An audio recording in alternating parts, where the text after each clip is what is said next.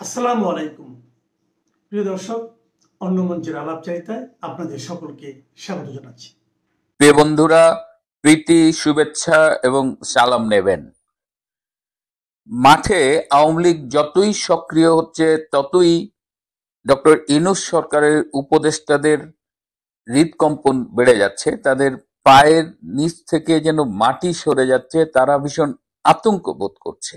এই অবস্থায় তারা স্বরাষ্ট্র উপদেষ্টাকে অনুরোধ করেছে যেন আওয়ামী লীগের বিরুদ্ধে কিছু একটা করা হোক, কারণ এভাবে যদি আওয়ামী লীগ রাজপথে সক্রিয় থাকে এবং বর্তমানে আওয়ামী লীগের সাধারণ মানুষের মধ্যে যেভাবে জনপ্রিয়তা বাড়ছে, তাতে রীতিমতো আতঙ্ক বোধ করছেন তারা। সেই প্রেক্ষিতে ২-৩ দিন আগে স্বরাষ্ট্র উপদেষ্টা লেফটেন্যান্ট জেনারেল অবসরপ্রাপ্ত জাহাঙ্গীর আলম চৌধুরী পুলিশের ঊর্ধ্বতন কর্মকর্তাদের সাথে একটি মিটিং করেছিলেন এবং তিনি পুলিশকে নির্দেশ দিয়েছেন যেন আওয়ামী লীগের কোনো অবস্থায় কোনো নেতা কর্মী মিছিল না করতে পারে, কোনো অ্যাক্টিভিটিস না করতে পারে এবং মিছিল করলেই যেন অ্যারেস্ট করে। সেই সময়ে বাংলাদেশ পুলিশের পক্ষ থেকে তারা উচ্চ পদস্থ কর্মকর্তা তারা স্পষ্টভাবে স্বরাষ্ট্র উপদেষ্টাকে জানিয়ে দিয়েছেন যে তারা এটা করতে পারবেন না। তারা বলেছেন যে বাংলাদেশ আওয়ামী লীগ কোনো নিষিদ্ধ সংগঠন নয়, কেন তারা মিছিল করতে পারবেন না। দ্বিতীয়ত, বর্তমানে পুলিশের যে মানসিক অবস্থা, পুলিশের যে এত এত পুলিশ কর্মকর্তাকে হত্যা করা হয়েছে এবং যার বিচার হয়নি, সেই অবস্থায় পুলিশকে দিয়ে আওয়ামী লীগের বিরুদ্ধে এই কাজ করা সম্ভব না। তৃতীয়ত, তারা আরো বলেছে যে আপনারা আজ সরকারে আছেন, কাল নেই, আপনারা সরকারে থাকতে পুলিশকে নানানভাবে ব্যবহার করবেন এবং আপনারা যখন চলে যাবেন তখন কিন্তু এই পুলিশকে বিপদে পড়তে হবে। সুতরাং তাদের পক্ষে আওয়ামী লীগের এগেইনস্টে এভাবে কোনো ব্যবস্থা নেওয়া সম্ভব নয়। এবং যার ফলে দেখেছেন যে এই যে সারা দেশে বিভিন্ন জায়গায় আওয়ামী লীগ মিছিল করছে, তেমন কিন্তু পুলিশি অ্যাকশন হচ্ছে না, কারণ পুলিশ স্বরাষ্ট্র উপদেষ্টাকে না বলে দিয়েছে। যদিও আপনারা মিডিয়ায় দেখেছেন স্বরাষ্ট্র উপদেষ্টা বলছে যে পুলিশকে তিনি বলেছেন যে আওয়ামী লীগ যেন মিছিল করলেই গ্রেপ্তার করে, কিন্তু বাস্তবতা ভিন্ন। আওয়ামী লীগ হয়তো হাজার হাজার লোক মিছিল করছে, হয়তো ৫-৬ জন বা ১০ জন বড়জোর গ্রেপ্তার হচ্ছে। এর থেকেই বোঝা যায় যে বাংলাদেশ পুলিশ এই স্বরাষ্ট্র উপদেষ্টার অন্যায় নির্দেশ উপেক্ষা করছে। পাশাপাশি ডক্টর ইউনূসের উপদেষ্টা পরিষদের যে কাপাকাপি শুরু হয়ে গেছে, সেটাও এখন খুব স্পষ্ট করে যারা এই সরকারের ভেতরের খবর রাখেন তারাও সেটা জানেন, বোঝেন। সুতরাং সামনের দিনে অনেক পরিবর্তন দেখবেন, আওয়ামী লীগকে মাঠে অনেক সক্রিয় দেখবেন, কিন্তু সেই তুলনায় পুলিশকে আপনারা অতটা সক্রিয় পাবেন না। এবং পুলিশ সিদ্ধান্ত নিয়েছে তারা আওয়ামী লীগের বিরুদ্ধে অ্যাগ্রেসিভ কোনো অ্যাকশনে যাবেন না। চলো চলো ঢাকায় চলো। 13 তারিখ ঢাকা লকডাউন কর্মসূচি ঘোষণা করেছেন আমাদের জননেত্রী, মাননীয় প্রধানমন্ত্রী জননেত্রী শেখ হাসিনা। ওনার ডাকেই 13 তারিখ লকডাউন কর্মসূচি পালন করা হবে সমগ্র ঢাকা শহরে। এর আগে 10, 11, 12 এই 3 দিন বিভিন্ন জেলা, উপজেলা, থানায় চলবে বিক্ষোভ মিছিল। এই সমস্ত কারণে কিন্তু বর্তমানে বাংলাদেশের যে ইন্টারিম গভর্নমেন্ট আছে, তিনি মধ্যরাতে এক ঘটনা ঘটিয়েছেন, তা একটু আগে আপনাদের বলেনি। সে মধ্যরাতে ঘটনাটি কি জানেন? যে 15টা জেলার যে ডিসি আছেন, জেলা প্রশাসক, তাদেরকে বদলি করা হয়েছে। তার মানে আগে যারা ধরেন নোয়াখালীতে যে ছিল তাকে পাঠানো হয়েছে ধরেন আপনার কিশোরগঞ্জকে নোয়াখালী, এইভাবে। কিন্তু আপনার বিভিন্ন পত্রিকা বা বিভিন্ন জায়গায় দেখবেন যে আরে এটা নতুন নিয়োগ না, নতুন নিয়োগ না, এগুলো পুরাতন বোতলে নতুন মদ ঢালার মতোই অবস্থা, বা নতুন বোতলে পুরানো মদ ঢালার মতো অবস্থা। আর এই সমস্ত ডিসি কারা জানেন?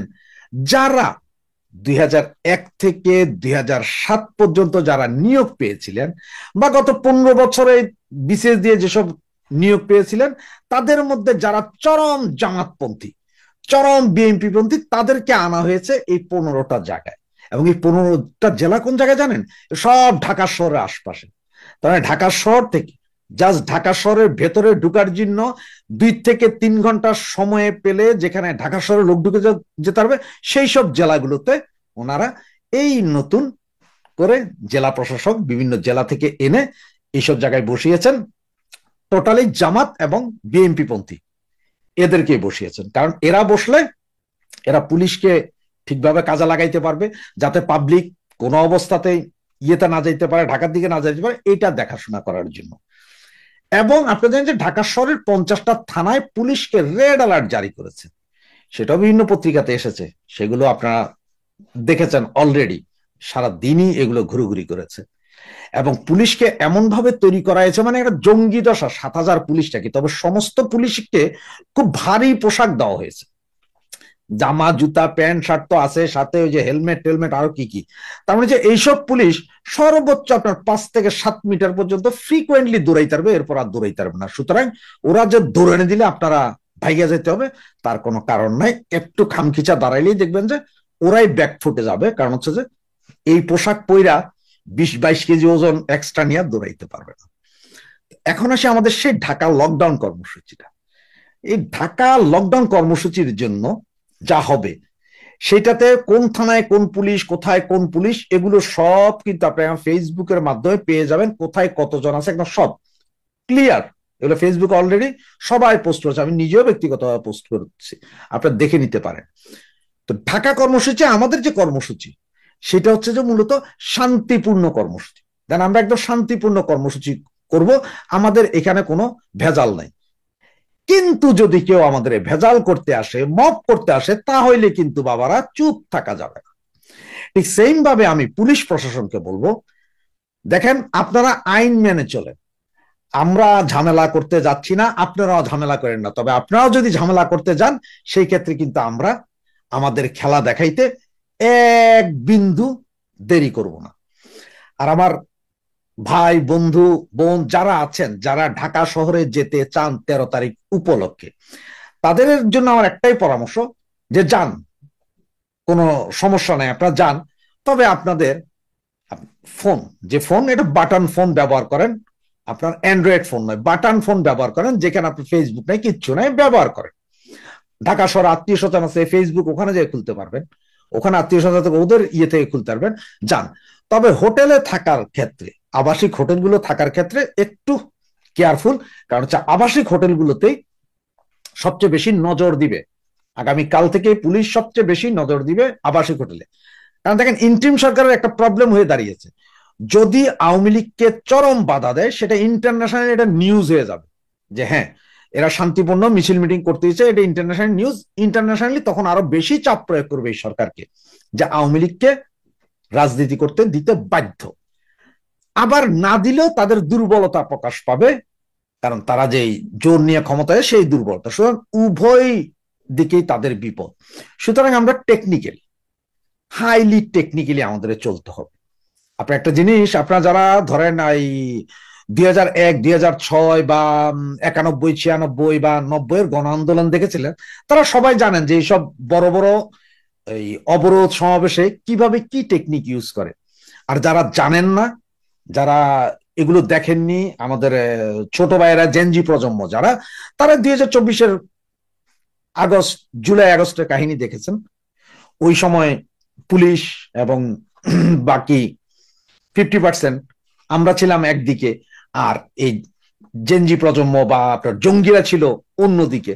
সুতরাং এবার ঠিক তার বিপরীত, এবার আমরা তাদের পজিশনে, তারা আমাদের পজিশনে। সুতরাং দেখতে হবে, কিন্তু আমাদের পজিশনে, তারা এখন আমাদের পজিশনে হলো একটা জিনিস, তাদের দুর্বলতা আছে, সেটা হচ্ছে যে পুলিশের ভিতরে এই যে 17,000 বা 7,000 পুলিশ যা নামানো হচ্ছে, আজকের যে পুলিশি যে মিটিং, সেইখানে পুলিশ সরাসরি এইভাবে বাধা, মারামারি, গোলাগুলিতে তারা রাজি নয়। তারা সর্বোচ্চ কি ব্যবহার করতে পারে? টিয়ার গ্যাস, সাউন্ড গ্রেনেড এবং পানি। সুতরাং আপনারা সবাই পকেটে করে রুমাল নিয়ে যান, রুমালে প্রচন্ড পানি ভিজা রাখেন, টিয়ার গ্যাস দিলে সাথে সাথে চোখে দেন।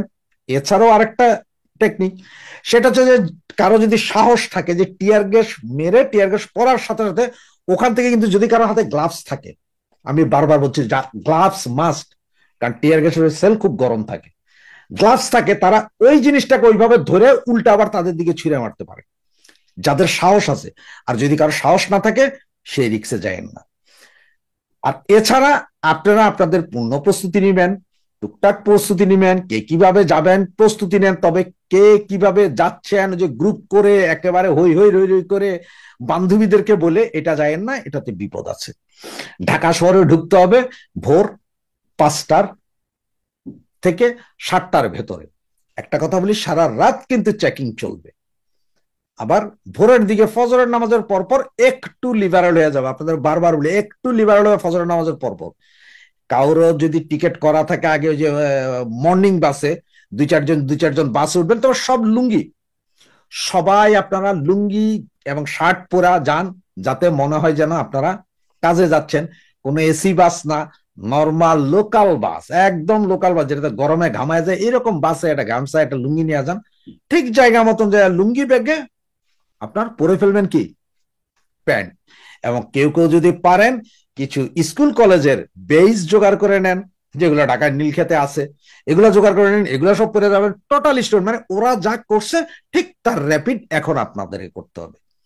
এবং আমরা বারবার বলছি যে আমাদের এই লকডাউন কর্মসূচি শান্তিপূর্ণ, তবে হ্যাঁ কেউ বাধা দিতে আসলে তাকে আমরা ছাড়বো না। এবং একটা জিনিস মনে রাখতে হবে, 13 তারিখের লকডাউন আমাদের জন্য এসিড টেস্ট বা সেমিফাইনাল খেলা। এই খেলায় যদি আমরা উতরে উঠি, এরপরে তাদের খবর আছে খুব সহসা। এবং আমাদের পেছনে 13 তারিখ কি হবে সারা বাংলাদেশ নয়, সারা পৃথিবীর মানুষ তাকিয়ে আছে, সারা ওয়ার্ল্ড মিডিয়া তাকিয়ে আছে। সব ওই দিন 13 তারিখ ঢাকা সিটির চতুর্দিকে থাকবে মিডিয়াগুলো। সুতরাং ওরা চাইলেও আপনার আগের মতো মপ করতে পারবে না। এবং এখানে ঢাকা শহরের ওই ইশরাক, উনি নাকি বলেছেন উনি বাধা দিবে। আবার এদিকে যে আরেকটা আছে না খবিশ, ওই যে শিলং সালাউদ্দিন, সে বলেছে আওয়ামী লীগ তোমরা তো পালিয়ে গিয়েছ, তোমরা সাহস থাকলে এখানে আসো।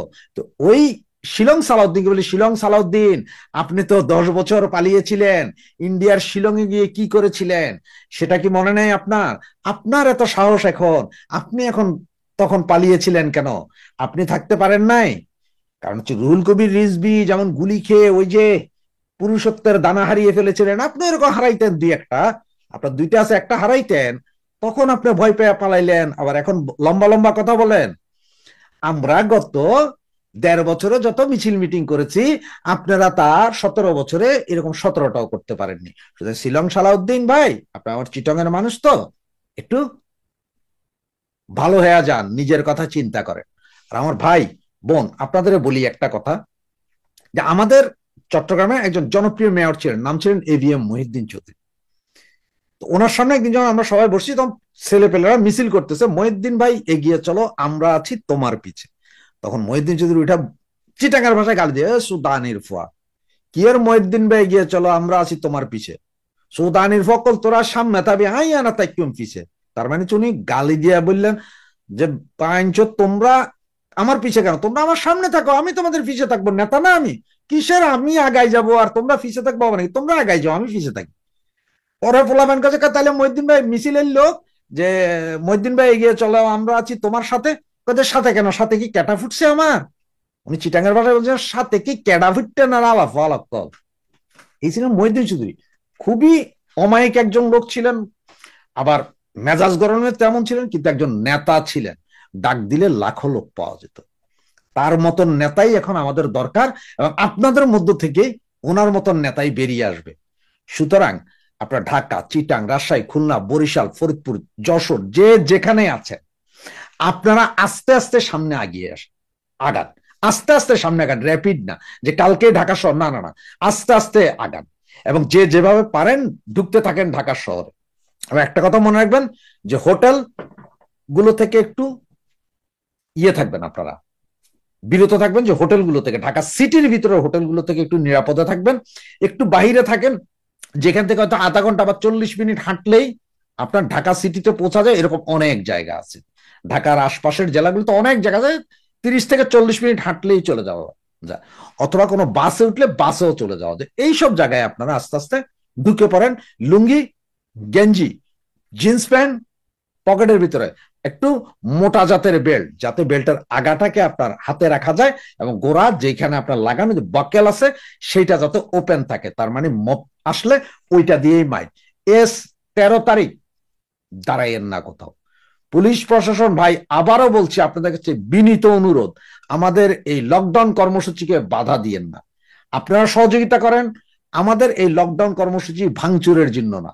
যদি এখানে বাধা দেন তাহলে আমরাও আর তাকাবো না। যে কোনো সময় যে কোনো কিছু ঘটে যেতে পারে। ধন্যবাদ। জয় বাংলা, জয় বঙ্গ। বাংলাদেশের সঙ্গে ভারতের মোট 4096.7 কিলোমিটার দীর্ঘ সীমান্ত। ভারতের 5টি রাজ্য জুড়ে এই সীমান্ত। সবচেয়ে বেশি পশ্চিমবঙ্গে 2217 কিলোমিটার, ত্রিপুরা তারপর 856 কিলোমিটার, তারপর মেঘালয় 443 কিলোমিটার, মিজোরাম 318 কিলোমিটার এবং অসম 262 কিলোমিটার সীমান্ত। এই দীর্ঘ সীমান্ত জুড়ে ভারতীয় সেনাবাহিনী এবং সীমান্ত নিরাপত্তা বাহিনীর বিস্তৃত নেটওয়ার্ক অনেক আগে থেকেই আছে।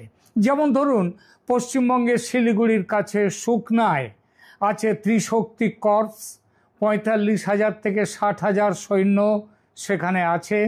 সেখানে মোতায়েন আছে রাফাল যুদ্ধ বিমান, ব্রহ্মস মিসাইল, S-400 আকাশ প্রতিরক্ষা ব্যবস্থা।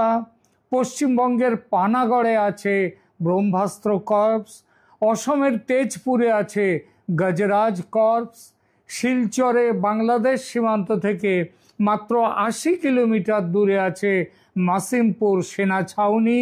এছাড়া ত্রিপুরায় বিমান ঘাঁটি সেনা ছাউনি আছে।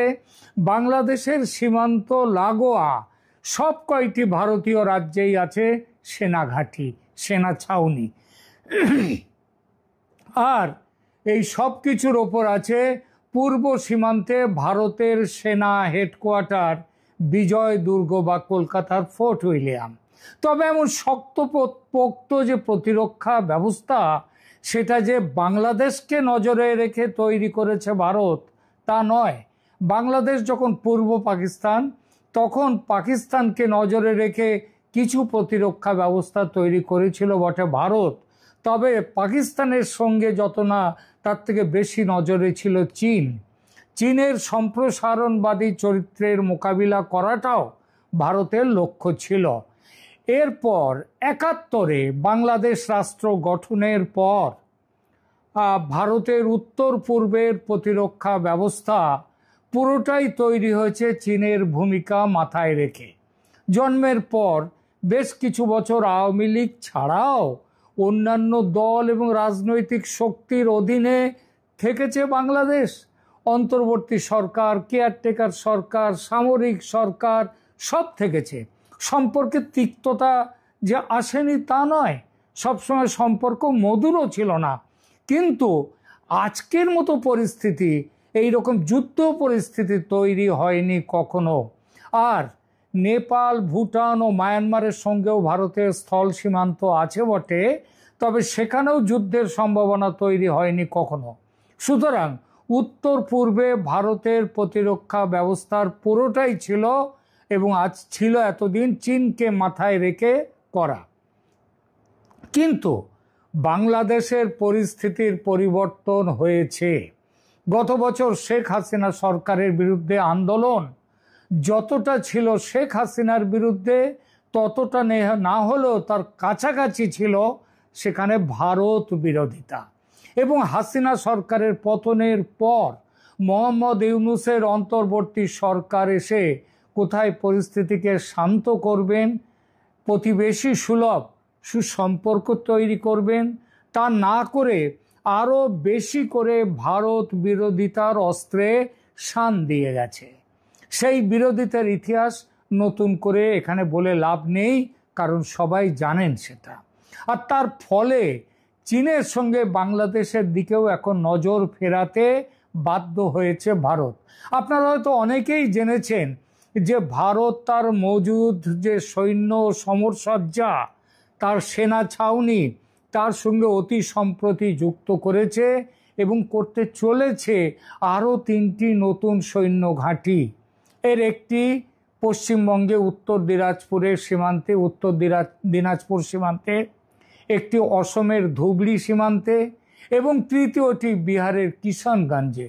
কিষানগঞ্জ বিহারে বটে, তবে বাংলাদেশ থেকে তার দূরত্ব আদৌ বেশি নয়। এই তিনটি নতুন সেনা ছাউনি যে ভারত তৈরি করেছে এবং করছে, সেটা নিশ্চিতভাবেই বাংলাদেশের দিকে নজর রেখে, এবং এটা করা হচ্ছে বাংলাদেশের রাজনৈতিক দলগুলো, বিশেষ করে জামায়াতে ইসলামী সহ অন্যান্য মৌলবাদী দলগুলো এবং এনসিপি দলের ভারতের প্রতি তুমুল বিরোধিতা ও তাদের নেতাদের যুদ্ধংদেহী মনোভাবের প্রেক্ষিতে। সবচেয়ে বড় কথা, বাংলাদেশের পক্ষ থেকে ভারত বিরোধী কর্মকাণ্ড এগুলো পরিচালিত হচ্ছে স্বয়ং সেখানকার সরকার প্রধান মোহাম্মদ ইউনূসের নেতৃত্বে। ফলে বিষয়টাকে আর হালকাভাবে নিতে পারেনি ভারত, নেওয়া যায়ও না। তবু বাংলাদেশের এই সব কাজ, বিশেষ করে চীন, পাকিস্তান, তুরস্কের সঙ্গে মিলে ভারতের বিরুদ্ধে সামরিক জোট তৈরি করাকে ভারত কড়াভাবে কোনো প্রতিবাদ করেনি এতদিন, বরং চুপচাপ নজর রেখে গেছে কেবল। এমনকি বাংলাদেশের বর্তমান রাজনৈতিক নেতৃত্ব নাশকতা সৃষ্টির হুমকি, একের পর এক হুমকি দিয়ে গেলেও ভারত সামরিক অভিযানের সিদ্ধান্ত নেয়নি এতকাল। যাকে বলে ছোবল দেয়া, সেই ছোবল ভারত দেয়নি, শুধু ফনা তুলে ফোঁস করেছে। এই যে সামরিক প্রস্তুতি এত, এই যে সীমান্তের বিভিন্ন ভারতের ছাউনিতে রাফাল বিমান নিয়ে যাওয়া হচ্ছে, S-400 নিয়ে যাওয়া হচ্ছে, সেখানে আকাশ সীমা প্রতিরক্ষা ব্যবস্থা নেওয়া হচ্ছে, এসব কেবল ভয় দেখানোর জন্যে। আমি গত বেশ কিছুদিন ধরে ভারত এবং বাংলাদেশ দু দেশের মিডিয়া, বিশেষ করে সোশ্যাল মিডিয়া, প্রচুর খবর দিয়েছে যে ভারত যুদ্ধে ঝাঁপিয়ে পড়েছে। এমন খবরও এসেছে যে ভারত নাকি চিকেন্স লেকের যে প্রস্থ, সেটা 22 কিলোমিটার থেকে নাকি 60 কিলোমিটার বাড়িয়ে নিয়েছে বাংলাদেশের ভূখণ্ড দখল করে। আমি তার প্রতিবাদ করেছি আমার আগেকার সমস্ত ভিডিওতে। সেখানে বলেছি এ খবর ঠিক নয়। বাংলাদেশের কোনো ভূখণ্ড ভারত এখনো পর্যন্ত দখল করেনি এবং দখল করার প্ল্যানও নেই ভারতের মনে। আমার কাছে নিশ্চিত খবর ছিল ভারত সম্পর্ক খারাপ করতে চায় না বাংলাদেশের সঙ্গে। ইউনূস সরকারের ভারত বিরোধিতাকে গুরুত্ব না দিয়ে ভারত চাইছে এই নির্বোধ কূটনীতিক জ্ঞানশূন্য এনজিও সরকার, ইউনূস সরকার, তার বদলে নির্বাচিত সরকার যদি আসে দেশে, সেখানে তাহলে অবস্থার পরিবর্তন ঘটবে। সেই জন্যই ভারত যুদ্ধে যেতে চায়নি। সুতরাং ভারত আন্তরিকভাবে কি চাইছিল? চাইছে যত শীঘ্র সম্ভব, এবং যে কথা চলছে যে ফেব্রুয়ারিতে যে ভোটটা হওয়ার কথা, সেই ভোটটা হোক। সে ভোট হোক আওয়ামী লীগ সমেত সমস্ত দলকে নিয়ে। আর সেজন্য ভারত তার নিজের পক্ষ থেকে যেমন দাবি জানাচ্ছিল, তেমনি ফ্রি, ফেয়ার অ্যান্ড ইনক্লুসিভ ইলেকশনের পক্ষে আন্তর্জাতিক মতামতও তৈরি করছিল।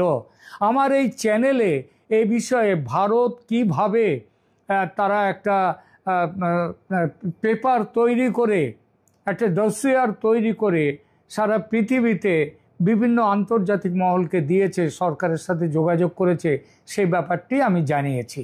এবং তারই ফলে আজকে পশ্চিমা দেশগুলো, গণতান্ত্রিক দেশ পৃথিবীর, এবং আমেরিকা পর্যন্ত তার অবস্থান পাল্টে ফেলেছে। পাল্টে এখন চাইছে যে ভোট হোক বাংলাদেশে ফেব্রুয়ারিতেই, এবং সেখানে আওয়ামী লীগ তাতে অংশ নেওয়ার জন্য আওয়ামী লীগকে নেওয়া হোক, তাকে তার উপর থেকে নিষেধাজ্ঞা তুলে নেওয়া হোক। এই চেষ্টার প্রেক্ষিতেই আমি বারবার বলেছি ভারত যুদ্ধে যাবে না, যেতে চায় না, অপেক্ষা করবে এখন। কারণ অভিযানে নামলে নির্বাচন হবে না, ইউনূস ক্ষমতায় থেকে যাওয়ার একটা অজুহাত খুঁজে পাবে। ফেব্রুয়ারিতে নির্বাচন করতে গেলে তার নোটিফিকেশান নভেম্বরের শেষ সপ্তাহে বা খুব দেরি হলে ডিসেম্বরের প্রথম সপ্তাহে দিতে হবে। অর্থাৎ মাঝখানে তো মাত্র কয়েকটা দিন, একটু সহ্য করা যাক। কিন্তু গোয়েন্দা সূত্রে ভারত খবর পেয়েছে, ভারত সরকার, যে ফেব্রুয়ারিতে নির্বাচন হচ্ছে না। জুলাই সনদ গ্রহণের জন্য গণভোটের দাবি তুলেছে এনসিপি এবং তার পেছনে জামাতও তার পেছনে মদদ দিয়ে যাচ্ছে। তারা চাইছে আগে হোক গণভোট, তারপর হবে সংসদের ভোট।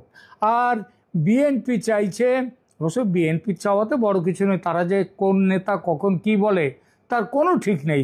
তারা যদি দুদিন পরে বলে যে ঠিক আছে তাই হোক, হোক তো আগে গণভোট, এমনও বলতে পারে তারা। সুতরাং বিএনপি, তাহলেও বিএনপি এখনো পর্যন্ত বলছে যে না, গণভোট এবং সংসদের ভোট একসাথে হোক।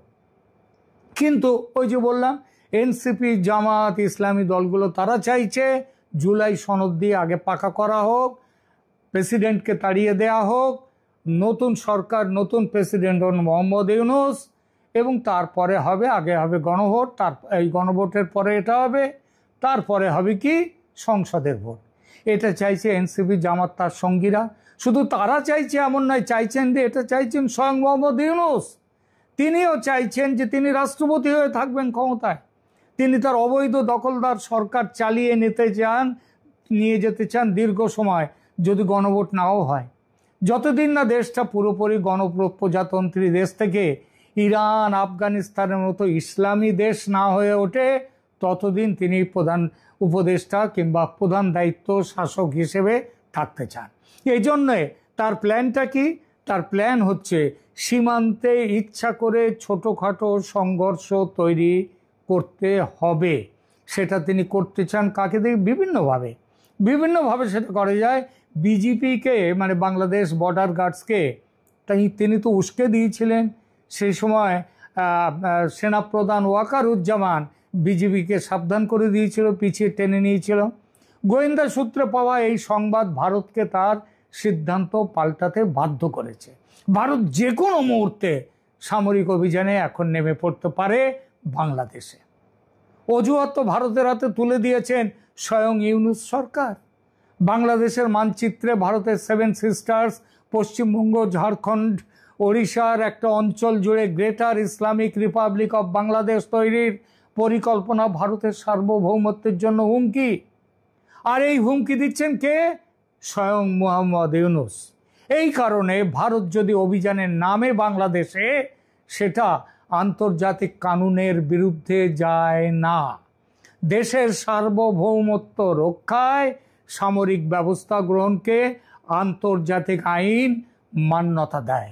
আর মোহাম্মদ ইউনূস এবং তার সাঙ্গপাঙ্গদের ওইসব ভারত বিরোধী প্ল্যান, পরিকল্পনা এবং সেটা বলা, সেটা কাজে দেখানো, এটা ভারত পরিষ্কারভাবে বলতে পারে তার সার্বভৌমত্বের পক্ষে হুমকি। এই পরিস্থিতিতে ভারতের প্রতিরক্ষা মন্ত্রী রাজনাথ সিং যে চরম হুঁশিয়ারি দিয়েছেন গত পরশু বাংলাদেশের সরকারকে, সেটা খুবই গুরুত্বপূর্ণ। রাজনাথ সিং 7 নভেম্বরে নেটওয়ার্ক 18 টেলিভিশনকে এক সাক্ষাৎকারে পরিষ্কার একটা বার্তা দিয়েছেন। তিনি বাংলাদেশের নাম নিয়ে বলেছেন, আমরা বাংলাদেশের সাথে উত্তেজনাপূর্ণ সম্পর্ক চাই না, তবে ইউনূসকে তার বিবৃতি নিয়ে সতর্ক থাকা উচিত। ভারত যে কোনো চ্যালেঞ্জ সামলাতে পারে। যদিও ভারত প্রতিবেশীদের সাথে ভালো সম্পর্ক রাখতে চায়। এই বার্তার অর্থ সুস্পষ্ট। ভারত ইউনূসের নানান সময়ে করা 7 সিস্টার্স নিয়ে বক্তব্য, সীমান্তে গোলমাল তৈরি করতে বিজিবিকে উস্কানি দেয়া, গ্রেটার বাংলাদেশ মানচিত্রে ভারতের বড়সড় অংশকে নিজেদের বলে দাবি করা, পাকিস্তানের সঙ্গে সামরিক সম্পর্ক জোরদার করা, সন্ত্রাসী সংগঠনগুলোকে মদদ দেয়া, এসবকে ভারত সরকার সরাসরি নিরাপত্তা হুমকি হিসেবে দেখছে। রাজনাথ সিং ইউনূসকে স্পষ্টভাবে বলেছেন, ভারতের সামরিক শক্তিকে একটু মাথায় রাখুন, রেখে সেই অনুযায়ী ভবিষ্যতে কথা বলতে ও কাজ করবেন, নইলে মহা সংকট আসছে। কিন্তু ইউনূস তো ভারতীয় পুরাণের সেই ভস্মাসুর শিবের কাছ থেকে বর পেয়েছিলেন যে তিনি যার মাথায় হাত রাখবেন, যাকে মাথায় হাত রাখবেন তার মৃত্যু হবে। সবাই গেলেন শিবের কাছে যে এর মৃত্যু হবে কি করে? তখন বললেন শিব যে ও যখন ভস্মাসুরকে ডেকে বললেন তুমি তোমার মাথায় হাত দাও, তো ভস্মাসুর নিজের মাথায় হাত দিল এবং ভস্ম হয়ে গেল, তার মৃত্যু হলো। এইভাবে সে নিজের মাথায় হাত দিয়ে নিজের মরণ ডেকে এনেছিল। যে মরতে চায় তাকে কে বাঁচাবে? ইউনূস সেই একই পথ নিয়েছেন। ভারত তো নিমিত্ত মাত্র। ধন্যবাদ।